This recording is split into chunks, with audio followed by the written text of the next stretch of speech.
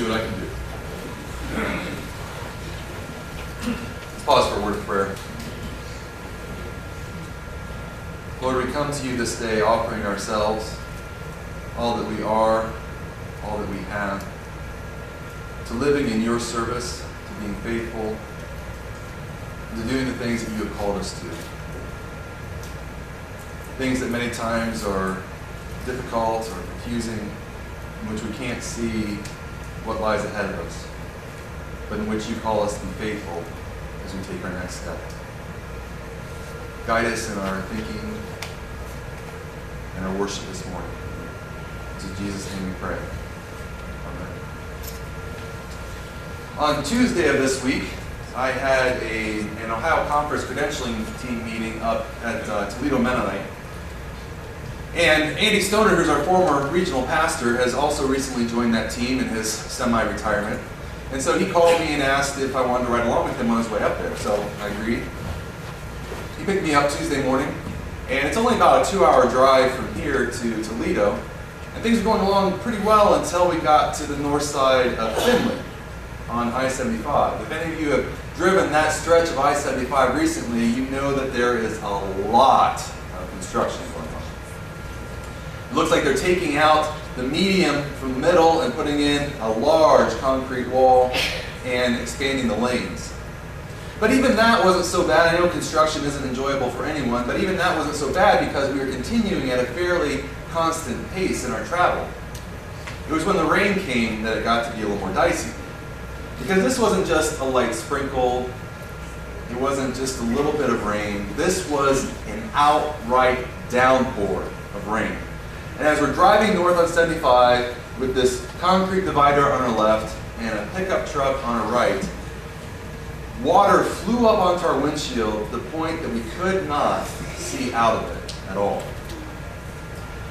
Which brings me to this passage from Ezekiel. But let's step back a little bit. Let's step back to the call that Ezekiel received in chapter 2. Ezekiel heard the word of the Lord calling to him. And he said to him to stand up, and the Lord will speak to him. And the Spirit of the Lord entered him, and he stood up. And the word of the Lord spoke to him. I am sending you to the people of Israel, a rebellious people, an obstinate, a stubborn people. I am sending you there, and you will declare the word of the Lord to these people. Do not be afraid. Though they are stubborn, though they are obstinate, though they may not listen, do not be afraid. Though you may feel that you're surrounded by thorns and thistles, do not be afraid. Though you feel like scorpions are about to attack you, do not be afraid. I am with you, and you will speak my word. And as he listened, he looked up and saw a hand reaching out to him with a scroll. And the Lord opened that scroll, and both sides of the scroll were covered in writing. Writings of lament, and warning, and judgment. And the Lord said to Ezekiel to take this scroll and to eat it. Ezekiel took the scroll, he ate it, and it tasted as sweet as honey in his mouth. And the Lord said, I'm sending you to the people of Israel, a rebellious people, to deliver my word. And at that point, Ezekiel heard the sound of a roaring around him as the wings of the beasts and the wheels that were spinning took him from where he was to where the exiles were. And in that place, he stayed for 7 days, distraught and upset with the words that he had been given. But after those 7 days, that's when the Lord said to him, I have called you to be a watchman. You are to be the one who will speak the word to the people. If you do not speak it, and they sin and they die, you will be held accountable for not speaking. But if you do speak it, and if they still sin and they still die, you shall be saved. And if you do speak and they don't sin, then they will be saved and you will be credited for doing it. And Ezekiel was told to go to a plain and to go into a house where he'd be bound up and his tongue would be stuck to the roof of his mouth, unable to speak, until the Lord released it. And at that time, whether they accepted what he said or not, they would know that a prophet was among them.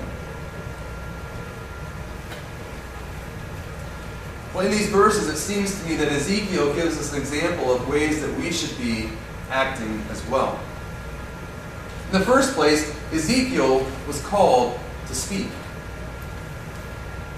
He was called to take the word of the Lord that he was given and to go to the people, not in fear, and to deliver that.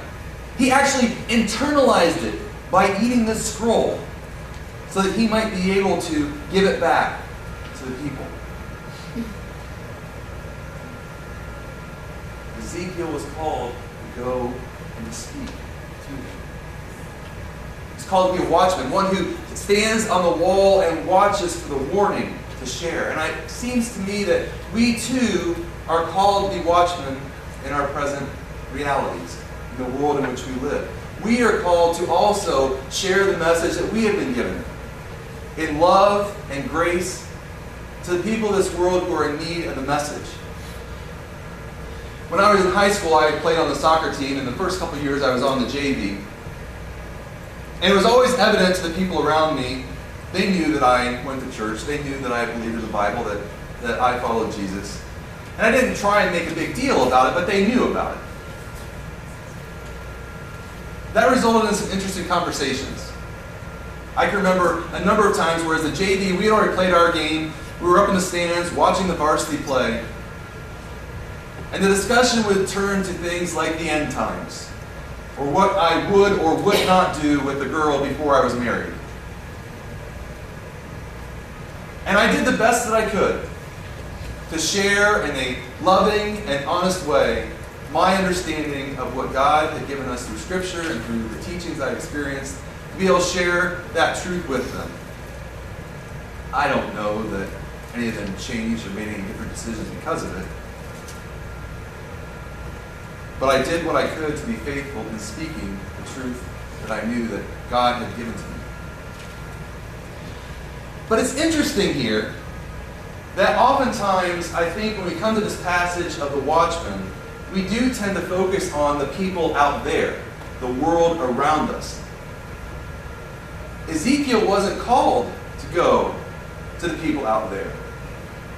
He wasn't called to go to the pagans. He wasn't called to go to people who spoke strange languages that he didn't understand. He was called to go to the people of Israel. A watchman doesn't give a warning to the lands around him. A watchman gives the warning to the people inside of the walls. Ezekiel went to talk to his people. And it seems to me that this follows through into the New Testament as well. Yes, Jesus did talk to Gentiles, but his primary message was to the people of Israel.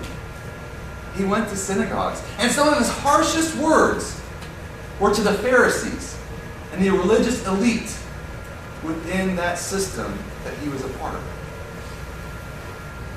And when we come to Matthew 18, he gives instructions about how we relate to a brother or sister, someone within our fellowship who has sinned. It doesn't say to go to talk to everybody else about their sin. It says to go and talk directly to them first. It's only after we have talked to them first that we may take it to another level, to speak to others, to bring in the church, the following.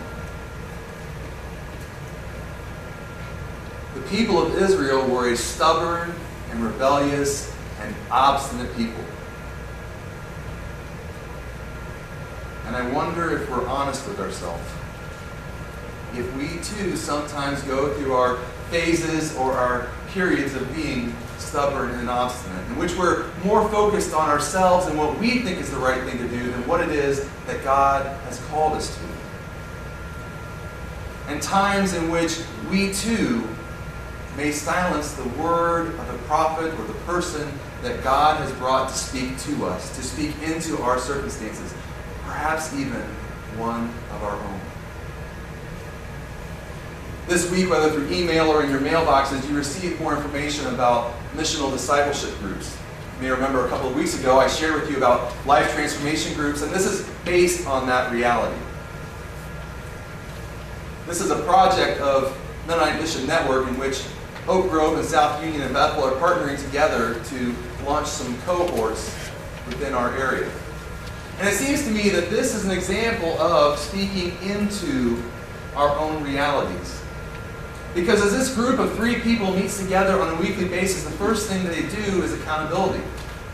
They spend time asking each other these 5 questions and answering them about where they see God moving in their midst. And though it's primarily a time of listening and receiving, it's also an opportunity in which we can speak into the lives of others as they make themselves vulnerable to us.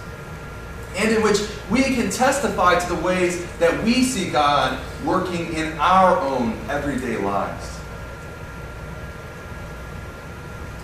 There's a sign-up sheet in the foyer for people who are interested in being a facilitator of that group or a participant. A facilitator really isn't much more than a participant other than it's someone who sets the time and place for the group to meet, facilitates deciding what passages they'll read together. There'll be a training for the facilitators on Wednesday, September 16th at 7, and then the groups will launch on Sunday, October 11th. If you have questions or are more interested in that, let me know. But it seems to me this is one way that we can follow Ezekiel's example of speaking to those within our own community, encouraging and calling faithfulness to what God has called us to. Ezekiel spoke. He also acted. In fact, he acted in some rather strange and peculiar ways, didn't he? He ate a scroll. How many of us have done that? He laid on his left side for 390 days, more than a year. And then he switched over and laid on his right side for 40 more days, all the while cooking his food on cow dung. He took a sharp sword and shaved his beard and shaved his head bald. Ezekiel did some strange things with the Lord's calling upon him. But then, isn't it true that Jesus has also called us to do some rather peculiar and strange things? Jesus took anger and lifted it up to the level of murder. He took lusting after a woman and raised it up to the level of adultery. He told us not to swear oaths, but to let our yes be yes and our no be no. He told us to turn the other cheek, give our tunic as well, go the extra mile. In fact, Jesus told us, perhaps most peculiar of all, to love our enemies and to pray for those who persecute us. And for me, that's often where it needs to start, is with prayer. Because when there's someone that I have a disagreement with or that I'm having a struggle with, reconciliation begins in my own heart. And the change that happens in my own heart begins with praying to God for that person. Because as I pray for them, God begins transforming and softening my heart. And I found that oftentimes the next step for me is in the midst of conversation with other people besides that person, that I'm intentional about verbally naming that person's gifts and strengths and what I value about them to other people.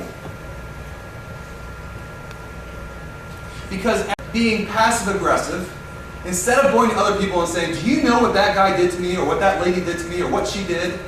Instead of gossiping, instead of turning everyone else against that person also, I'm taking an intentional act of affirming and praising that person to other people, which along with that prayer begins to change my heart and my perspective. Because be honest, none of us are really as bad as some of us think we really are. There is some good in each one of us. We each have our gifts. We each have our calling. God wants to use us. That's what we need to look for. And ultimately, what we also need to share with the person that we have issue with. Sure, we should talk to them at some point, like Matthew 18 tells us, directly about our concern. But we can do it not as judgment, but with humility. Owning our own part in what happened, because, as we know, it takes two to dance. And often we have done something, even unknowingly, as well. But also, in the midst of raising our question or our concern, giving affirmation, giving praise, affirming what is good and holy and godly in the person that we are in conflict with. Ezekiel spoke, Ezekiel acted, and Ezekiel dwelled with the people. Ezekiel was not a prophet who was off on some faraway mountain by himself. He was not a prophet who sat in the king's court and only gave words to the king. He was a prophet who was out among the people. Even if it was laying on his side for 390 days, he was in the midst of the people. And in fact, when he received that call, God transported him to be where the exiles were. And what did he do when he got there? He spent 7 days not saying anything. The ministry of presence. The ministry that Job's friends offered him. We talked about that a few months ago. When they first came, they spent 7 days and 7 nights not saying a word to Job. And in fact, if you remember, it was after they started speaking that things started to go the wrong way. That they messed up. But their silence, their presence, was significant. And that's Jesus' model for us as well. Jesus, God incarnate, came down to dwell with people. John 1 itself says, in a very literal way, he pitched his tent among us. He lived on earth in flesh, eating, drinking, sleeping, walking, talking, perhaps even joking with those who were around him. And we read in Luke that when he sent the 70 out, it was that ministry of presence, that dwelling that he called them to do. They weren't supposed to take a whole lot of stuff with them. It was very simple what they were to take. But what they were supposed to do was to find a home that they could stay in and then stay there. Not go to other places. Not find the best place in town and try each one out. To stay in that one house. Developing relationships with the people who were there. They were called to a ministry of presence. We as a congregation have the reality of being a neighborhood church. We have houses all around us. We have kids playing all around us. People coming and going from the park all the time. I wonder though, do we really know the people who are around us? This morning down in the joint Sunday school session, for the last discussion about returning veterans, returning hope, I invited Sam Park to come over and to share with us. He's a Bluffton graduate who is also a veteran who attends Oak Grove. And I was struck how many people ask me who he is. Because he lives across the street. He has for years. And yet we don't know it. And I'm as guilty as anyone. I don't know everyone in all of these houses. But it seems to me that that's significant, especially knowing that Oak Grove has been in the midst of discerning how they can have a presence in West Liberty. They've come to realize that having a church out in the country creates a limitation of people not coming. And what would it look like for them to have a ministry of presence, to be dwelling within West Liberty? They submitted a grant to Ohio Conference for the possibility of having a storefront ministry presence here in West Liberty. And if they get the grant, they've invited us to partner with them in discerning what that looks like and perhaps even carrying that out. But the initiative for that is to have a ministry of presence where the people are, to be dwelling among them.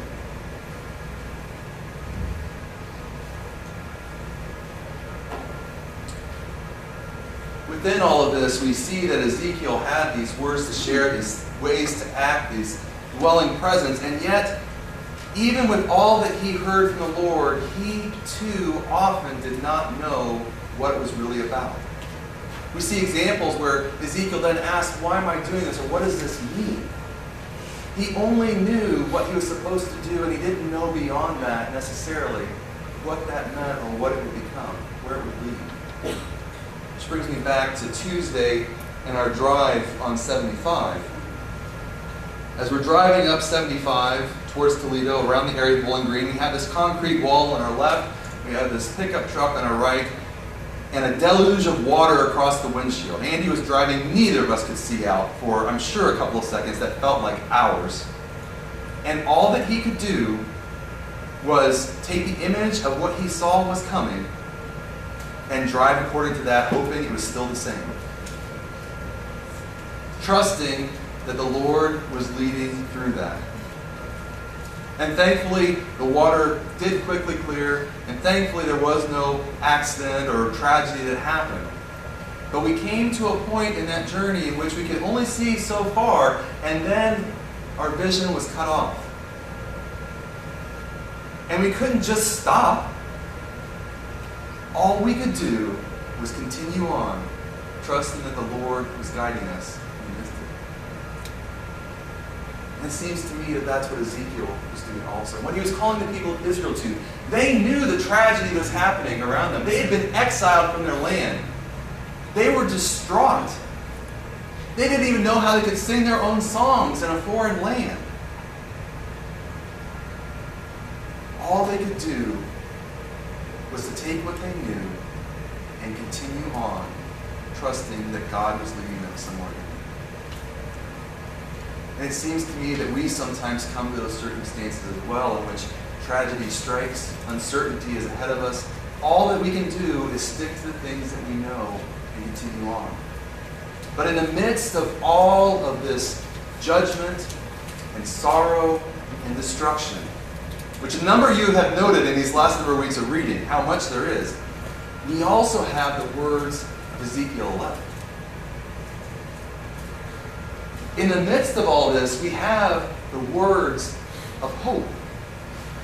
Ezekiel can't tell them that this disaster is unavoidable, that it won't happen, that they can still turn from it. It's too late. But he is able to assure them that one day the Lord will return them to their land. One day, they will go back and rip down the Asherah poles and take down the altars to Baal. And they will be God's people, and he will be their God. In faithfulness and love and fidelity. We too may encounter those types of experiences, in which all we can do is to speak, to act, and to dwell because we know those are the things we're called to, but waiting on the Lord to work out the rest. But trusting in that word of hope.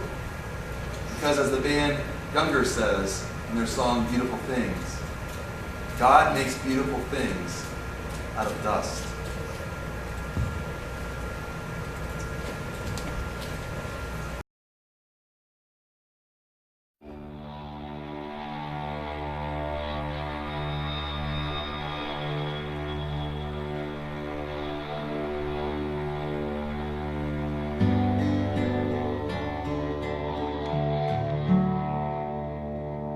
All this pain, I wonder if I'll ever find my way.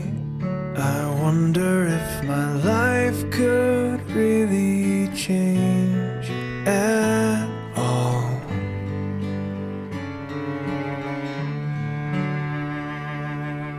All this earth, could all that is lost ever be found? Could a garden come up from this ground at all?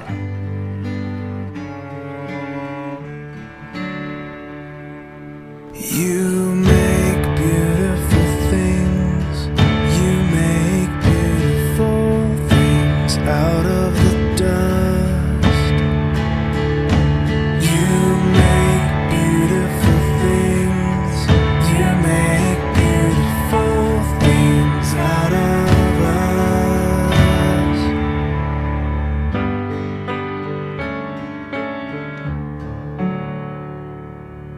All around, hope is springing up